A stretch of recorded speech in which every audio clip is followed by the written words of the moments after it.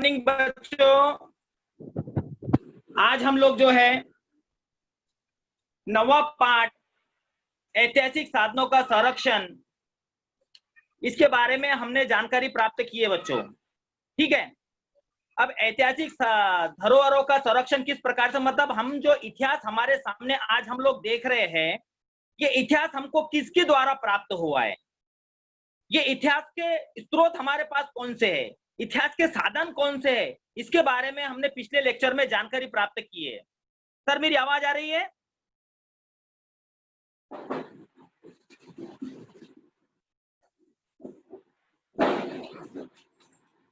Sir मेरी आवाज आ रही है आपको?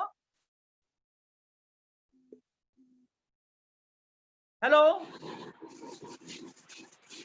हेलो।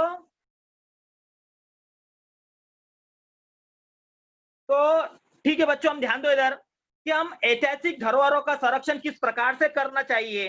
ये जो ऐतिहासिक साधन हमारे पास उपलब्ध है, जो ऐतिहासिक चीजें हमारे पास उपलब्ध है, इसके बारे में हमको कौन सी जानकारी किसके द्वारा हमको ये प्राप्त होते हैं। तो बच्चों इससे पहले समझ लेंगे इतिहास के साधन कौन से हैं, फिर आगे हम लोग धीरे धीरे स्टेप बाय स्टेप बढ़ेंगे। इतिहास के साधन बच्चों तीन प्रकार के हैं, हमने पिछले लेक्चर में देखे हैं। एक मौखिक साधन, एक लिखित साधन और एक भौतिक साधन। अब बच्चों मौखिक साधन किसे कहते हैं, यह हमारे लिए समझना जरूरी है कि भौतिक साधन मतलब क्या, भौतिक साधन किसे कहते हैं। तो मौखिक साधन किसे कहते हैं। सबसे पहला हम इतिहास के साधनों में सबसे पहला प्रकार देखेंगे मौखिक साधन, जो बोले जाते हैं, गीत गाए जाते हैं, जो बोलचाल की भाषा है, जैसे लोकगीत है, फोक सॉन्ग है, अलग अलग त्योहारों में अलग अलग प्रकार के गीत गाते हैं। तो ये कौन से साधन है, ये मौखिक साधन है, इसके द्वारा हमको उसके इतिहास की जानकारी प्राप्त होती है। दूसरा है बच्चों लिखित साधन, जो लिखित रूप से उपलब्ध है, जैसे हम देखते हैं कि मध्ययुगीन काल से लेके आधुनिक काल के दरमियान जो भी राजा महाराजा शासक हुआ करते थे, वो अपनी एक प्रकार की डायरी लिखते थे। क्या लिखते थे बच्चों? डायरी लिखते थे। वो दैनंदिनी जो लिखते थे, उसके द्वारा हमको उस समय के इतिहास की जानकारी प्राप्त हो जाती है। वो कौन सा साधन माना जाता है? वो लिखित साधन माना जाता है। जो तीसरा है बच्चों भौतिक साधन। अब भौतिक साधन मतलब क्या है? जिसको हम आंखों से देख सकते हैं, जिसको हम आंखों से क्या है देख सकते हैं, वो कौन सा साधन माना जाता है बच्चों? भौतिक साधन। जैसे इमारत हो गया, अलग अलग प्रकार के किले हो गया, जैसे ताजमहल हो गया, लाल किला हो गया, गोल गुंबद हो गया, ये सब क्या है, ये भौतिक साधन के रूप में, इनके द्वारा हमको उस समय के इतिहास की जानकारी प्राप्त होती है। ठीक है बच्चों, फिर आगे हम लोग देखेंगे, आगे के पॉइंट में हम लोग जाएंगे बच्चों।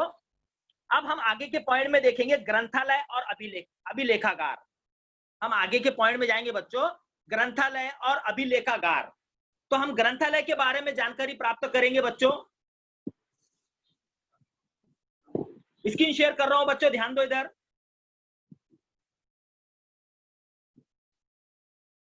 ग्रंथालय और अभिलेखागार। अब हमको यह समझना जरूरी है कि जो भी इतिहास के साधन हमारे पास उपलब्ध है, वो मौखिक साधन है, भौतिक साधन है या लिखित साधन है। ये सब साधन हमको जो आने वाली पीढ़ी के लिए सुरक्षित रखना चाहिए, तो उसमें जो महत्वपूर्ण योगदान देते हैं इन साधनों को जमा करके रखने के लिए, क्योंकि इतिहासकार इनके द्वारा इतिहास लिखते हैं। तो इसके द्वारा ये दो चीजें हैं, ग्रंथालय और अभिलेखागार। यहाँ पर इतिहास के बहुत से साधन उपलब्ध है और आने वाली पीढ़ी के लिए इन्हीं के जरिए हमको साधनों की उपलब्धता होती है, इतिहास के बारे में जानकारी प्राप्त होती है। ठीक है बच्चों, तो हम सबसे पहले देखेंगे ग्रंथालय। ग्रंथालय आकृति, ये ग्रंथालय पॉइंट है 9.3, ग्रंथालय और अभिलेखागार। अब ग्रंथालय मतलब क्या, ग्रंथालय किसे कहते हैं, यह हमारे लिए समझना जरूरी है। ग्रंथालय किसे कहते हैं, यह हमारे लिए समझना बहुत जरूरी है। तो हम ग्रंथालय देखेंगे, ज्ञान और तकनीकी जानकारी के भंडार गृह को ग्रंथालय कहते हैं। ज्ञान और जानकारी, जहां पर जानकारी के भंडार गृह उपलब्ध है, उसे क्या कहते हैं बच्चों? ग्रंथालय कहते हैं। अब ग्रंथालय अलग अलग प्रकार के, प्राचीन काल से लेकर आज तक भारत में ग्रंथालय उपलब्ध है बच्चों। बहुत से ऐसे ग्रंथालय, ऐसे 3 ग्रंथालय के बारे में हम पहले जानकर देखेंगे, बाद में हम पाठ का स्वरूप देखेंगे, पाठ को पढ़ेंगे। सबसे पहले हम ग्रंथालय के बारे में जानकारी प्राप्त करेंगे बच्चों कि ग्रंथालय कौन सा। देखिए जैसे स्क्रीन में तुमको दिखाई दे रहा है, स्क्रीन पे तुमको दिखाई दे रहा है, सबसे पहला जो ग्रंथालय है वो तक्षशिला का ग्रंथालय माना जाता है। ईस्वी सन पूर्व 5वीं शताब्दी में बच्चों, कब बना है ये? ईस्वी सन पूर्व 5वीं शताब्दी में ये तक्षशिला में एक ग्रंथालय बना है। ईस्वी सन पूर्व 5वीं शताब्दी, ईसा मसीह के जन्म के 500 साल पहले यह ग्रंथालय उपलब्ध था। मतलब इस भारत जो देश है वो इतिहास के बारे में कितना जानकार था, कितना विकसित था, यह हमारे लिए समझ रही कि उस समय पर ईस्वी सन पूर्व ईसा मसीह के जन्म के 500 साल पहले तक्षशिला में एक बहुत ही बड़ा ग्रंथालय उपलब्ध था। आज हम जो किताबें हम लोग देख रहे हैं, बहुत सी किताबों के बारे में, बहुत सी किताबों में इस प्रकार के ये ग्रंथालय की जानकारी उपलब्ध है। ठीक है, दूसरा ग्रंथालय हम बच्चे देखेंगे इजिप्ट का एलेक्जेंड्रिया, सॉरी मेसोपोटामिया का, कहां का? मेसोपोटामिया का के असीरियन साम्राज्य का सम्राट आसुरबानीपाल का ग्रंथालय ईस्वी सन पूर्व 7वीं शताब्दी में। मेसोपोटामिया बच्चों इजिप्ट का है, बालगन प्रदेश का है। इस समय भी 7वीं शताब्दी में, ईस्वी सन पूर्व 7वीं शताब्दी में वहां पर इस प्रकार का ग्रंथालय उपलब्ध था। उसी प्रकार इजिप्ट में एलेक्जेंड्रिया का ग्रंथालय, इजिप्ट देश में एलेक्जेंड्रिया का ग्रंथालय ईसा पूर्व 4वीं शताब्दी में उपलब्ध था। ईसा पूर्व 4वीं शताब्दी में इजिप्ट नाम के शहर में। इजिप्ट के बारे में सही जानते हैं बच्चों? तो इजिप्ट के पिरामिड है, मिस्र के पिरामिड है, वहां पर ईस्वी सन पूर्व कितनी 4वीं शताब्दी में ग्रंथालय उपलब्ध था, किताबें वहां पर उपलब्ध थी। और भारत के हिसाब से देखा जाए तो सरस्वती महल नाम का ग्रंथालय तमिलनाडु के तंजौर का, तमिलनाडु जो शहर है, तमिलनाडु जो राज्य है, इसका तंजौर शहर है, यहाँ पर सरस्वती महल नाम का ईस्वी सन 16वीं 17वीं शताब्दी में यह सरस्वती महल नाम का ग्रंथालय उपलब्ध है। जो वेंकटजी राजा भोसले छत्रपति शिवाजी महाराज के जो वंशज है, जो दो वंशज थे उनके, दूसरी तरफ एक महाराष्ट्र में एक कर्नाटक में, तो कर्नाटक में 1615 में 75 वेंकटजी राजे भोसले ने तंजौर को जीत लिया और वेंकटजी राजे भोसले और उनके वंशजों ने सरस्वती महल ग्रंथालय को आधिकारिक रूप से संपन्न करवाया। और जो उनके वंशज है सरोबजी राजे भोसले, इनका महत्वपूर्ण योगदान है सरस्वती महल ग्रंथालय के लिए। सरस्वती महल ग्रंथालय के लिए इनका महत्वपूर्ण योगदान माना जाता है। उनकी स्मृति में ईस्वी सन 1918 में इस ग्रंथालय को उनका नाम दिया गया है, सरोबजी नाम दिया गया है। कब? 1918 में। जो छत्रपति शिवाजी महाराज के वंशज है, हमको छत्रपति शिवाजी महाराज के बारे में जानकारी है कि छत्रपति शिवाजी हिंदी स्वराज्य के संस्थापक,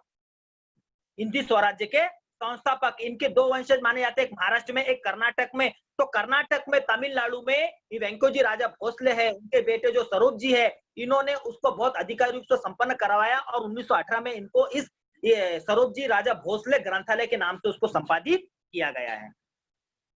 ठीक है बच्चों, समझ में आया? अभी हम आगे का देखते हैं कि अभिलेखागार। पहले बच्चों हम लोग समझेंगे, उसके बाद हम लोग पाठ को आधिकारिक रूप से पढ़ेंगे। ठीक है, अभी एक स्क्रीन शेयर करता हूं बच्चों, तुमको समझ में आएगा।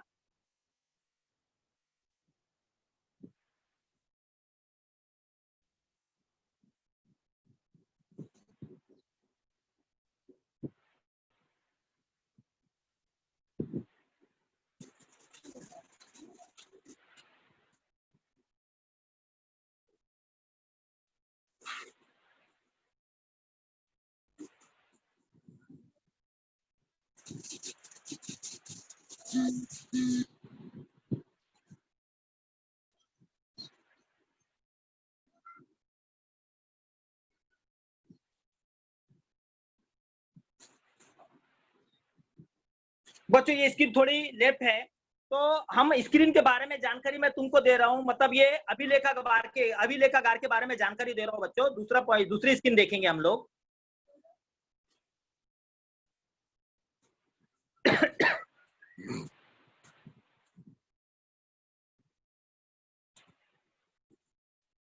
कि अभिलेखागार बच्चों जो ग्रंथालय है उसी को एक सुधारित रूप से अभिलेखागार कहा जाता है। यह हमारी जानकारी के लिए हमको पता होना चाहिए, क्योंकि ग्रंथालय में विविध प्रकार के ग्रंथ उपलब्ध होते हैं, लेकिन अभिलेखागार में जो पुराने सरकारी दस्तावेज है, को कागज है, जिनको जैसी की वैसी स्थिति में रखा जाता है, वो अभिलेखागार कहलाता है। और भारत का सबसे प्रथम सरकारी अभिलेखागार कोलकाता में सन 1911 में 1891 में कोलकाता में ये सरकारी अभिलेखागार 1891 में ईस्वी सन 1891 में इंपीरियल रिकॉर्ड ऑफ डिपार्टमेंट के नाम से स्थापित किया गया है। 1891 में। अभी अभिलेखागार मतलब क्या है? जहां पर सरकारी कागज या दस्तावेज सुरक्षित रखे जाते हैं बिना किसी बदलाव के, और समय समय पर क्या किया जाता है, उसको प्रसारित किया जाता है, निकाला जाता है, कि जो संशोधक करते हैं, इतिहास का संशोधन करते हैं, उनके लिए ये उपलब्ध करवाया जाता है। और इसलिए भारत का पहला जो सरकारी अभिलेखागार है सन 1891 में कोलकाता में स्थापित किया गया, जिसे इंपीरियल रिकॉर्ड डिपार्टमेंट के नाम से जाना जाता है। बच्चों 1911 में इसको क्या किया, दिल्ली स्थलांतरित किया गया। पहले कहां पर किया गया है? कोलकाता में। तब 1891 में ये क्या नाम दिया गया? Imperial record department. लेकिन 1911 में इसको क्या किया गया है? स्थलांतरित कर दिया गया। कहां पर किया गया है? दिल्ली में स्थलांतरित कर दिया गया है। और उस समय पर 1918 में बच्चों भारत के तत्कालीन राष्ट्रपति सन 1998 में, कब बच्चों ध्यान दो इधर, 1998 में भारत के तत्कालीन उस समय के राष्ट्रपति KR नारायणन ने इस अभिलेखागार को राष्ट्रीय अभिलेखागार के रूप में घोषित किया। क्या किया है? राष्ट्रीय अभिलेखागार। पहला कब किया गया? 1891 में, जिसे क्या कोलकाता में क्या नाम दिया गया? Imperial record of department. और 1911 में इसे दिल्ली स्थानांतरित कर दिया गया। और 1998 में तत्कालीन राष्ट्रपति KR नारायणन ने इस अभिलेखागार को राष्ट्रीय अभिलेखागार के रूप में घोषित किया गया। और ये अभिलेखागार मतलब जहां पर सरकारी कागज दस्तावेज जैसे के वैसे सुरक्षित रखे जाते हैं, उसे कहा जाता है। उसी प्रकार बच्चों हर राज्य के अंदर, हर राज्य की अपनी अपनी जिम्मेदारी जो है कि अभिलेखागार को सुरक्षित रखने की जिम्मेदारी रखी गई है। महाराष्ट्र में भी ऐसे बहुत से ऐसे शहर है जहां पर राष्ट्रीय अभिलेखागार की शाखाएं स्थापित की गई है। महाराष्ट्र में, जैसे कि महाराष्ट्र में मुंबई, पुणे, कोल्हापुर, औरंगाबाद और नागपुर। महाराष्ट्र में कहां पर है? मुंबई, पुणे, कोल्हापुर, औरंगाबाद और नागपुर में ये अभिलेखागार की शाखाएं स्थापित की गई है। पुणे का जो अभिलेखागार है वो मराठों का राज्य, तुमको पता है, पुणे मराठों की राजधानी, मराठे पेशवे इनकी राजधानी, इनके द्वारा जितने भी लिखित दस्तावेज है, कागजात है, जब ये पुणे के अभिलेखागार में सुरक्षित रूप से रखे गए हैं, इनके कोषाध्यक्ष के कोषागार के दस्तावेज, इनके ऑफिस के कार्यालय के दस्तावेज, इनके लेटर, इनके पत्र, इनकी दैनंदिनी, सब पुणे में जो है मराठा पेशवा, इनके दस्तावेज सुरक्षित रूप से रखे गए। इसे पेशवे दफ्तर के नाम से भी जाना जाता है, इसे पेशवे दफ्तर के नाम से भी जाना जाता है। ठीक है बच्चों, समझ में आए यहां तक? ठीक है बच्चों, समझ में आए यहां तक? आगे देखते हैं, फिर हम लोग पढ़ने की शुरुआत करेंगे बच्चों। फिर मैं एक स्क्रीन तुमको शेयर कर रहा हूं, तुमको बार बार समझ में आएगा। ठीक है बच्चों?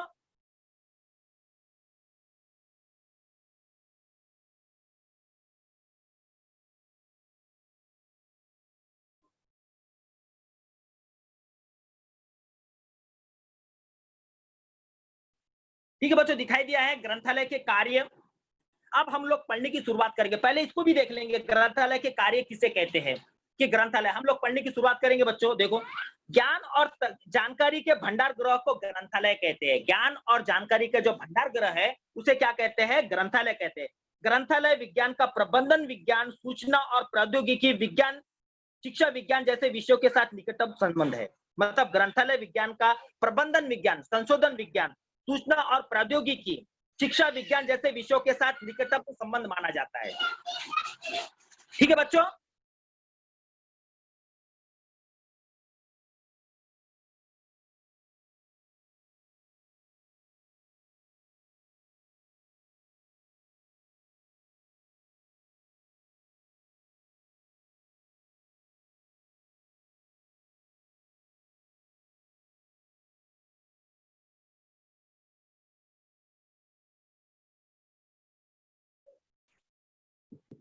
ठीक है बच्चों, ध्यान दो इधर कि ग्रंथालय और अभिलेखागार, इसके कार्य कौन से हैं? देखो, ज्ञान और जानकारी के भंडार गृह ग्रंथालय कहलाते हैं।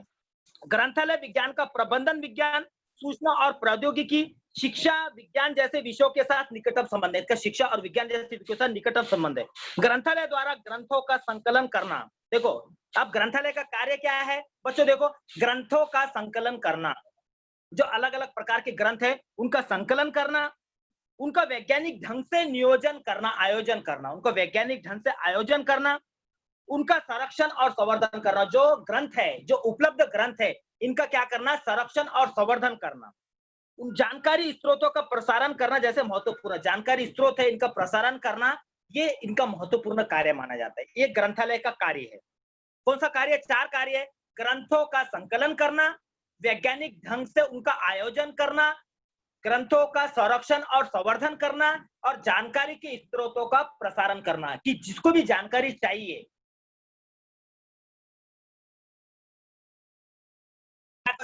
प्रसारण करना। ठीक है। उसके बाद हम लोग देखते हैं,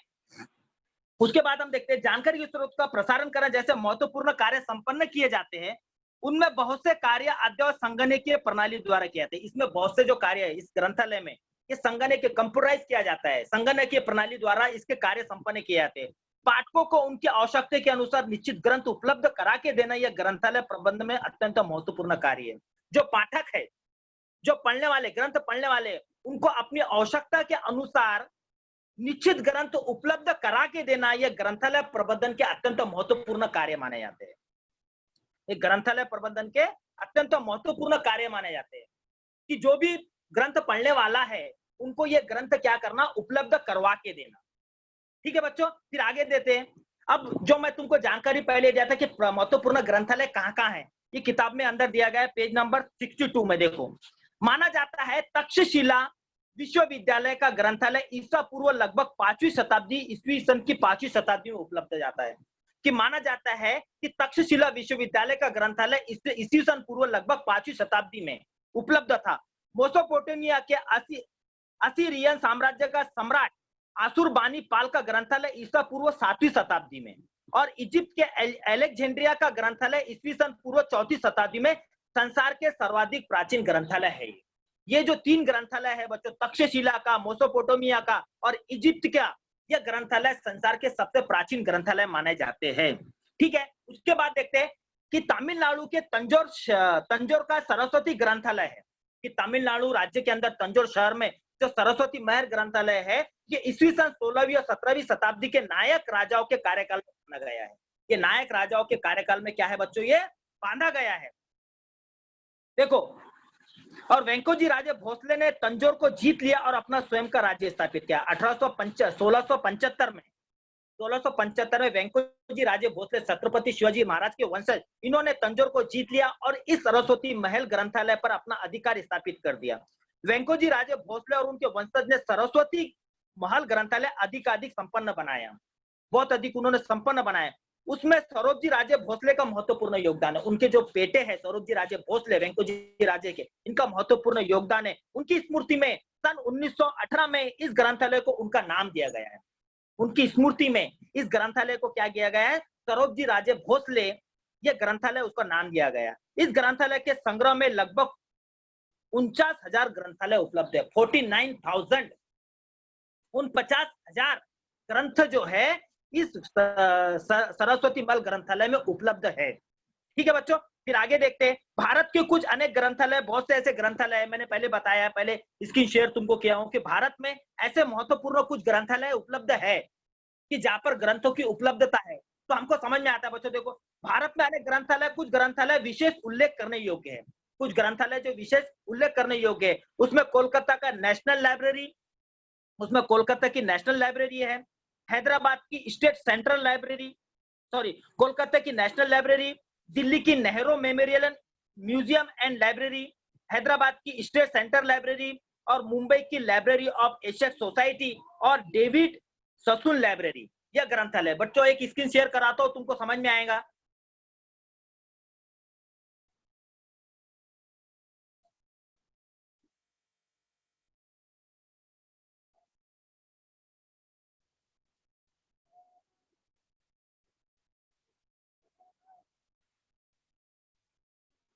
वही बच्चों वो थोड़ा सा आड़ा था इसलिए रखा नहीं, इसलिए ये ध्यान दो इधर। अब इसके बाद ये जैसे कि हम लोग देख लेते हैं कि जिस प्रकार से ईस्वीसन पूर्व ईस्वीसन 16वीं शताब्दी में ग्रंथालय उपलब्ध है भारत में, उसी प्रकार से भारत में कुछ विशेष रूप के ग्रंथालय भी उपलब्ध है, जो दिल्ली में है, कोलकाता में है, हैदराबाद में है, मुंबई में है। अभी दिल्ली में है, कोलकाता में कौन सा है? National library. यहाँ पर अलग अलग प्रकार की पुस्तकें तुमको, ग्रंथ तुमको दिखाई देंगे। दिल्ली में Nehru memorial museum and library, Hyderabad में स्टेट सेंटर लाइब्रेरी, और मुंबई में लाइब्रेरी ऑफ एशियाटिक सोसाइटी और डेविड ससुन लाइब्रेरी। ये लाइब्रेरी जो ये ग्रंथालय जो है, ये ग्रंथालय विविध मात्रा में अलग अलग किताबों, अलग अलग भारत के पूरे इतिहास की, विश्व के पूरे इतिहास की जानकारी इस लाइब्रेरी, इस ग्रंथालय के हिसाब से हमको प्राप्त होती है। ठीक है बच्चों। उसके बाद हम देखेंगे अभिलेखागार, जहां पर अभिलेखागार किसे कहा जाता है? जहां पर सरकारी दस्तावेज सुरक्षित रूप से रखे जा सकते हैं, उसे अभिलेखागार कहा जाता है। हमने अभिलेखागार के बारे में जानकारी प्राप्त की है। मैंने तुमको बताया हूं कि दुनिया संसार भारत का पहला अभिलेखागार कहां पर स्थापित किया गया है? कोलकाता में स्थापित किया गया है। इसके बाद इसको क्या दिल्ली में इसका स्थलांतरित किया गया, और 1998 में भारत के तत्कालीन राष्ट्रपति KR नारायणन ने इसे राष्ट्रीय अभिलेखागार के रूप में घोषित किया गया है। ठीक है, तो हम इसके बारे में जानकारी प्राप्त, अभिलेखागार के कार्य क्या है। ठीक है बच्चों, ध्यान दो इधर। अभिलेखागारों का प्रबंधन करना, रखना तकनीकी दृष्टि से ग्रंथालय प्रबंधन का एक अंग है। मतलब अभिलेखागार का प्रबंधन करना, उसकी देखरेख करना कि तकनीकी दृष्टि से जिस प्रकार से ग्रंथालय को प्रबंधन किया जाता है, ग्रंथालय को सुरक्षित रखा जाता है, संवर्धन किया जाता है, उसी प्रकार अभिलेखागार को भी प्रबंधन किया जाता है।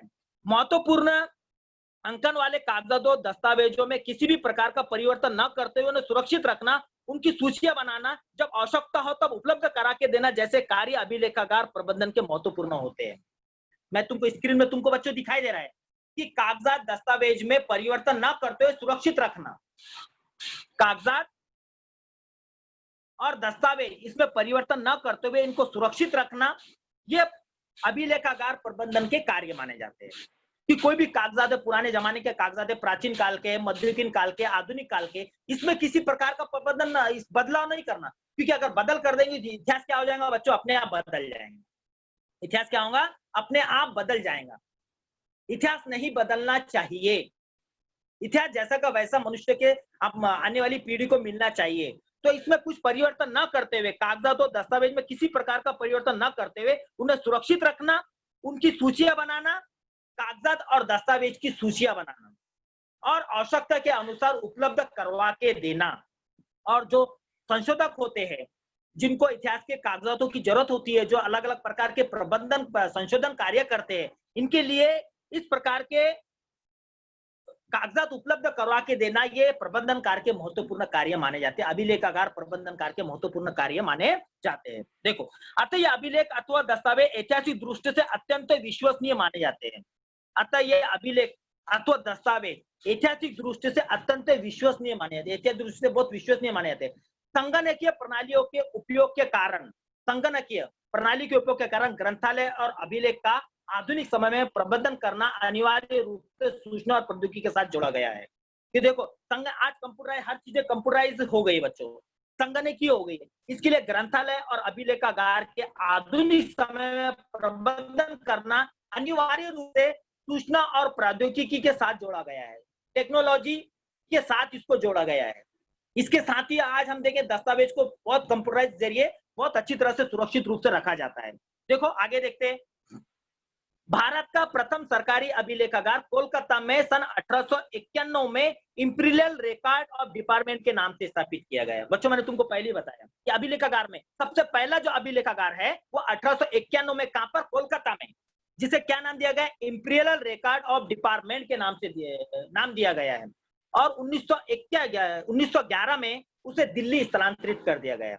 मतलब करीबन 20 साल में उसको क्या किया? कोलकाता से लेकर उसको दिल्ली जो है ट्रांसलेट किया गया, स्थलांतरित किया गया, उसको परिवर्तन कर दिया गया कि वहां पर ये स्थापित किया गया। और 1998 में ईस्वी में भारत के तत्कालीन राष्ट्रपति KR नारायण ने घोषणा की कि इस अभिलेख को राष्ट्रीय अभिलेख के रूप, लेखागार के रूप में जनता के लिए खोल दिया गया है। और 1998 में भारत के तत्कालीन राष्ट्रपति KR नारायणन ने ये घोषणा की कि ये राष्ट्रीय अभिलेखागार जो है इसको राष्ट्रीय अभिलेखागार के रूप में घोषित कर दिया गया और इसको जनता के लिए खोल दिया गया कि जनता वहां पर जाएंगी और वहां पर जाके रिसर्च जो प्रबंधन करते हैं, जो फिलोसोफर है, जो डॉक्टरेट करते हैं, जो उसके ऊपर संशोधन करते हैं, ऐसे लोगों के लिए वो खोल दिया गया है। यह भारत सरकार के सांस्कृतिक मंत्रालय के अंतर्गत एक विभाग है। और बच्चों ये बहुत अच्छी बात है कि ये भारत सरकार के जो भारत सरकार है जो भारत सरकार है इसके अंदर क्या है बच्चों, ये भारत सरकार के मंत्रालय जो विभाग है, भारत सांस्कृतिक मंत्रालय का जो विभाग है, इसके अंतर्गत ये आता है। भारत सरकार के मंत्रालय के अंतर्गत आता है, सांस्कृतिक मंत्रालय के अंतर्गत आता है। ठीक है, आगे देखते हैं बच्चों।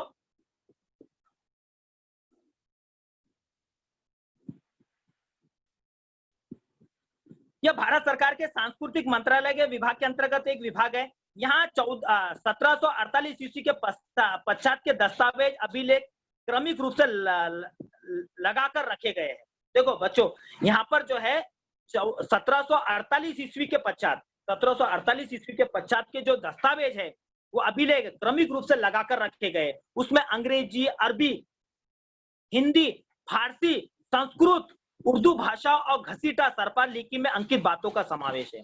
देखो 1748 के बाद के जितने भी दस्तावेज है, जो सरकारी कागजात है, इनको क्रमिक रूप से लगाकर रखा गया है। क्रमिक रूप से इनको लगाकर रखा गया है बच्चों। और इसमें अंग्रेजी भाषा में, अरबी भाषा में, हिंदी भाषा में, फारसी भाषा में, संस्कृत भाषा में, उर्दू भाषा में और घसीटा सरापा लिपि में इन बातों का समावेश है। इन अंकित बातों का वर्गीकरण ने 4 प्रकार में किया जाता है, जैसे सार्वजनिक, प्राच्य, विद्या विषयक, पांडुलिपि और निजी कागज दस्तावेज में किया गया है। जितने दस्तावेज है जो अलग अलग भाषा में वहां पर रखे गए, इनको 4 भागों में विभाजित किया गया है बच्चों। कितने भागों में? 4 भागों में। एक सार्वजनिक, एक प्राच्य विद्या विषयक, प्राचीन विद्या विषयक और पांडुलिपियां, जो अलग अलग प्रकार की लिपियों में, पांडुलिपियों में जो लेखन है, और निजी कागजात, जो निजी कागजात है, इनमें इसका वर्गीकरण किया गया है। ठीक है, इसके आगे देखते हैं बच्चों। इसके अतिरिक्त भारत के प्रत्येक राज्य सरकार का स्वतंत्र अभिलेखागार है। देखो ये तो हम पूरे भारत की जानकारी प्राप्त कर रहे हैं। अब हम देखेंगे कि अलग अलग राज्य के अंदर अलग अलग प्रकार का जो अभिलेखागार का स्वतंत्र अभिलेखागार निर्माण किया गया है, जहां पर अलग अलग राज्य के, जैसे कि कर्नाटक राज्य हो गया, महाराष्ट्र राज्य हो गया, गुजरात राज्य हो गया, ठीक है, और अलग अलग प्रकार के जो राज्य है, आंध्र प्रदेश का राज्य हो गया, ये जितने राज्य हैं यहाँ पर अपने राज्य का स्वतंत्र अभिलेखागार स्थापित किया गया है।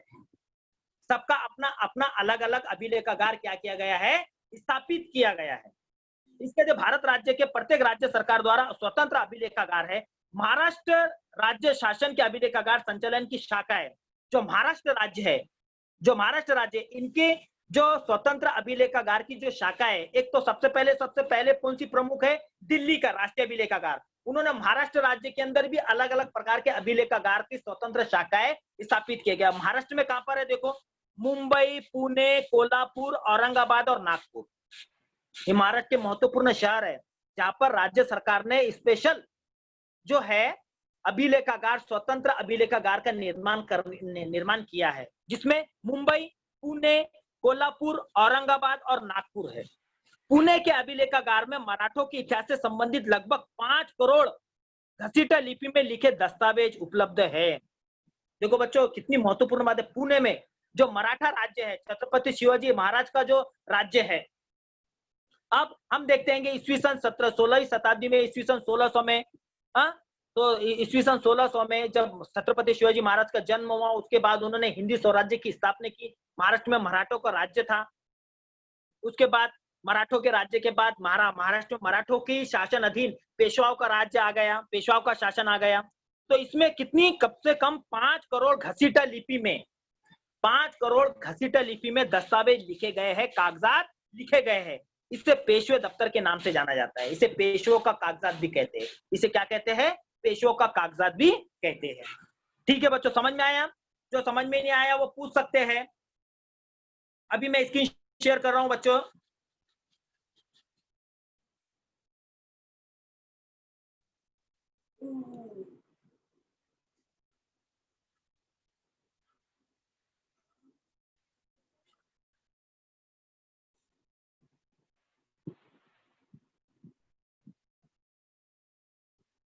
बच्चों अभी जो आप लोगों को समझ में नहीं आया वो पूछ सकते हैं, अपने पास समय है बच्चों, अभी 10 मिनट का समय अपने पास, पूछ सकते हैं जो जो जानकारी आप लोगों को चाहिए।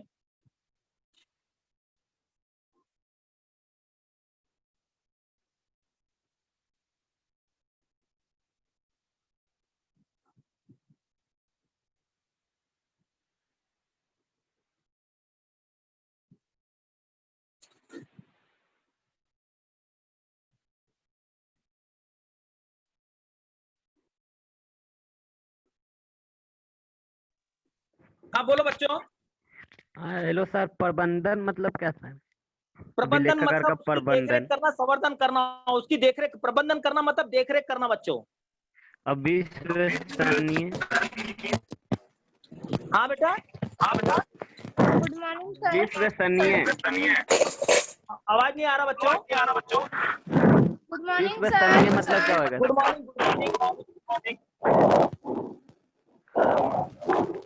हेलो सर, अभिलेखागार का मतलब? किसका? बच्चों बोलो। अभिलेखागार का मतलब? अभिलेखागार बच्चों, अभिलेखागार जहाँ पर सरकारी दस्तावेज सुरक्षित रखे जाते हैं उसे अभिलेखागार कहते हैं। जैसे ग्रंथालय होता है ना बच्चों, ग्रंथालय के अंदर विविध प्रकार के ग्रंथ सर उपलब्ध अच्छे से आवाज नहीं आ रही। अभिलेखागार में शांत हो इधर। इस प्रकार अभिलेखागार में जो सरकारी कागजात है, दस्तावेज है, वो सुरक्षित रखे जाते हैं। हाँ और बच्चों। Good morning sir. Good morning sir स्वतंत्र अभिलेखागार मतलब? क्या बच्चों? स्वतंत्र अभिलेखागार मतलब ये स्वतंत्र अभिलेखागार मतलब राज्य सरकार का स्वतंत्र एक अभिलेखागार स्थापित किया गया है। जैसे कि सबसे प्रमुख जो भारत, ध्यान दो उधर, भारत का सबसे प्रमुख ग्रंथ अभिलेखागार तो कहाँ है? कोलकाता से दिल्ली में ट्रांसफर किया गया। लेकिन हर राज्य हाँ में सर। अपना एक स्वतंत्र अभिलेखागार, मतलब हर राज्य का अपना एक इतिहास होता है, हर राज्य के अपने सरकारी दस्तावेज होते हैं, उसको सुरक्षित रखने के लिए एक अभिलेखागार का निर्माण किया गया, उसे स्वतंत्र अभिलेखागार कहते हैं। ठीक है, ठीक है बच्चों, और बोलो।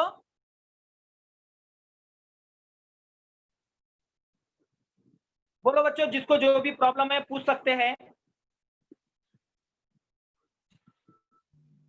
हाँ बोलो। सर हाँ बोलो। अभिलेखागार का मतलब बताएंगे? किसका?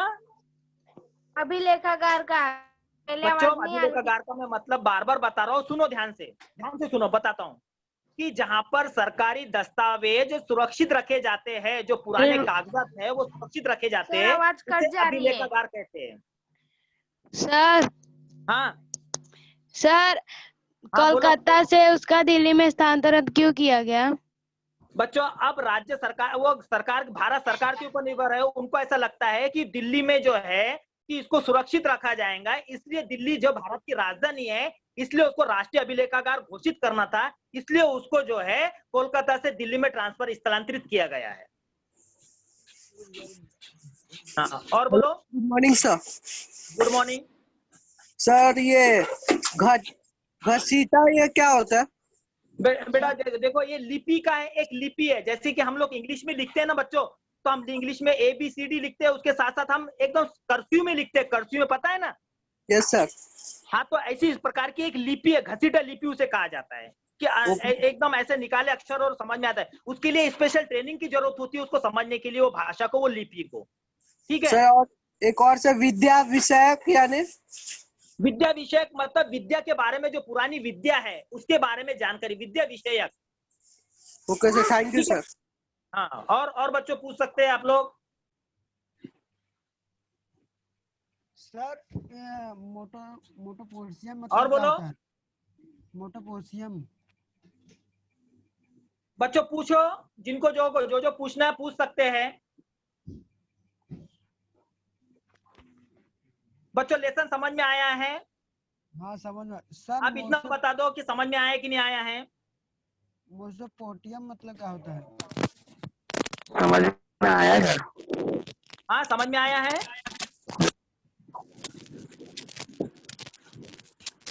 हेलो बच्चों, हाँ बोलो, हाँ बोलो। सर मोस्टोपोटियम मतलब क्या होता है?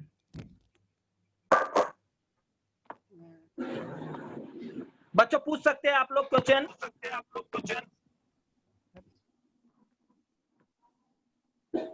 हेलो सर, विश्वसनीय क्या होता है? विश्वसनीय, हाँ बेटा, विश्वसनीय क्या मैं सुनाई नहीं दे रहा बेटा?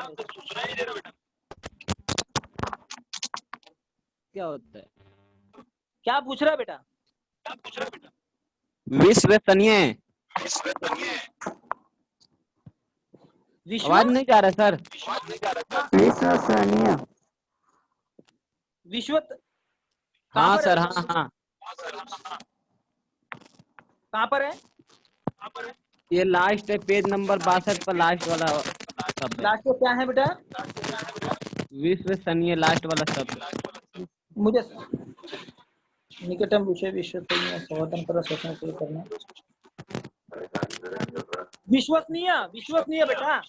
हाँ सर जी। हाँ, विश्वसनीय मतलब विश्वास के पात्र, मतलब विश्वास किसी पर कर सकते हैं, जो विश्वास के पात्र है, विश्वसनीय। हाँ, विश्वसनीय जिसे कह सकते, इसके ऊपर भरोसा हम लोग कर सकते हैं। हाँ, और बोलो।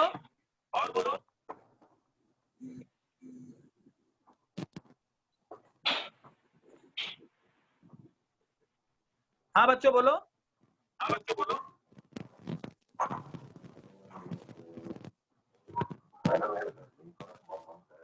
हाँ sir, Dinesh sir, Dinesh sir. Dinesh sir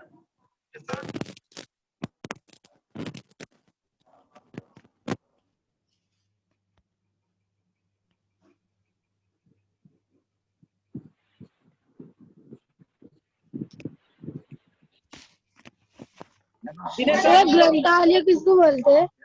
क्या बेटा? ग्रंथालय, नहीं, मुझे ग्रंथालय लैंग्वेज। सर, ग्रंथालय क्या बोल रहे बेटा?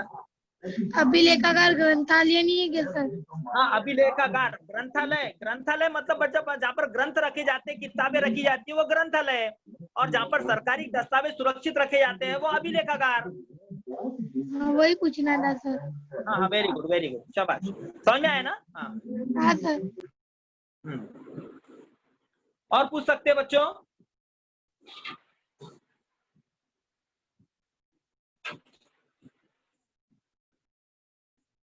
और जिसको पूछना है? सर प्रसारण मतलब? प्रसारण करना मतलब प्रसारित करना बच्चों, प्रसारित करना, लोगों तक जानकारी पहुंचाना। Yes sir. प्रसारण करना मतलब लोगों तक जानकारी पहुंचाना। हाँ, जानकारी पहुंचाना, प्रसारण करना। हाँ,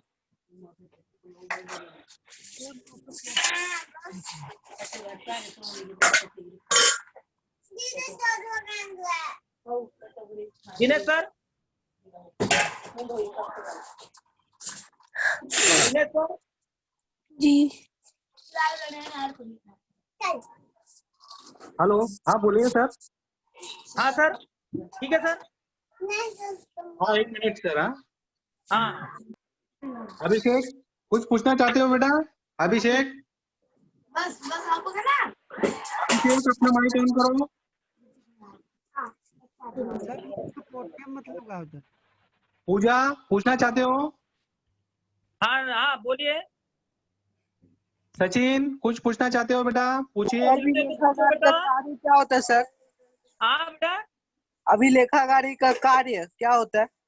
अभिलेखागारी का कार्य मतलब जहाँ पर अभिलेखागार सरकारी दस्तावेज को सुरक्षित रखने के लिए क्या क्या कार्य करना पड़ता है, ये अभिलेखागारी का कार्य होता है। ठीक तो है इसमें मतलब क्या क्या कार्य किया जाता है सर? बेटा, जैसे जैसे सरकारी कागजात है, उसको सुरक्षित रखने के लिए क्या करेंगे? उसको सुरक्षित रखना, उसकी किसी प्रकार का धोखाधड़ी ना हो, उसकी प्रोटेक्शन करना, उसका संरक्षण करना, उसका संवर्धन करना, और वो खराब ना हो, इसलिए रासायनिक प्रक्रिया उसके ऊपर करते हैं।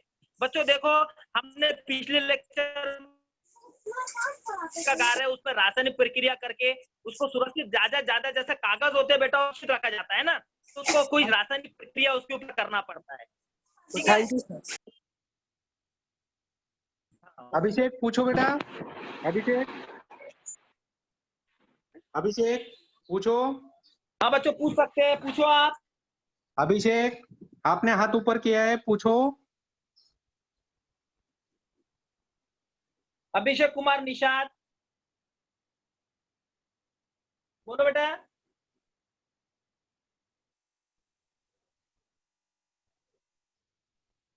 Okay sir. ठीक है सर।